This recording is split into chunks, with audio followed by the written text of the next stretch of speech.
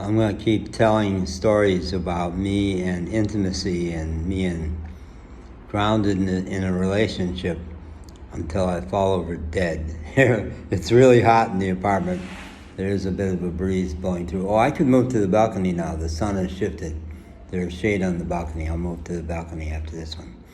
I want to talk about Connie.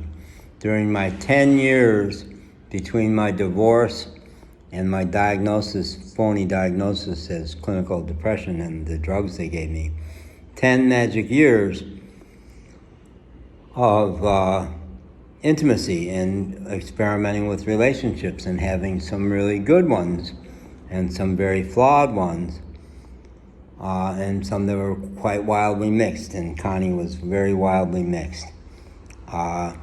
We were in the same office practice of a bunch of psychotherapists built around a couple of giant Jungian psychotherapists. And I guess she was Jungian. I don't remember that part of it. But she was tall and slender and gorgeous and very sexually experienced, and we started seeing each other. I had been involved in men's work for many, many years through the reevaluation counseling, peer counseling thing. And Charlie Kreiner, who was the head of that whole movement, said to a big group of men at a men's retreat, before you initiate a new sexual relationship, take a sexual history, basically. Find out where the bodies are buried. Find out what needs healing, because you have to be allies for each other's healing. You don't come together to cling together for safety. You come together to support each other getting bigger. And the whole metaphor of standing together, looking out at the world. What are we going to do in the world out there? And how do we support each other in it? So Connie was the first person I tried that with. And it was in a beautiful bar in the downtown hotel in Chicago. And I got her talking about her sexual history, and it was so different than mine, which had been so sheltered and limited that it blew me apart. It intimidated the crap out of me.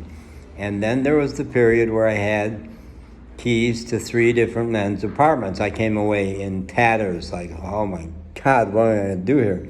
But in fact, what she had never learned was how to be genuinely safe with a sexual partner, and she learned that with me. She was skilled in bed. She had mastered, what's the word for kegling? Kegling, I think. She could squeeze her pussy down on you so you had no choice but to come. Yeah. So she was amazing. But really quite insecure and never had really fully been safe with a man. But she experienced that with me, what it was like to be truly intimate and safe. She also had warned me that if you ever leave me, be prepared. Hell hath no fury. You are going to have something on your hands. I will show up at your workplace. And I don't remember why I left, but that whole 10 years I was dancing on top of my own sex abuse memories that I don't remember the sex act of any of the relationships. I don't remember sexual pleasure. And I was performing.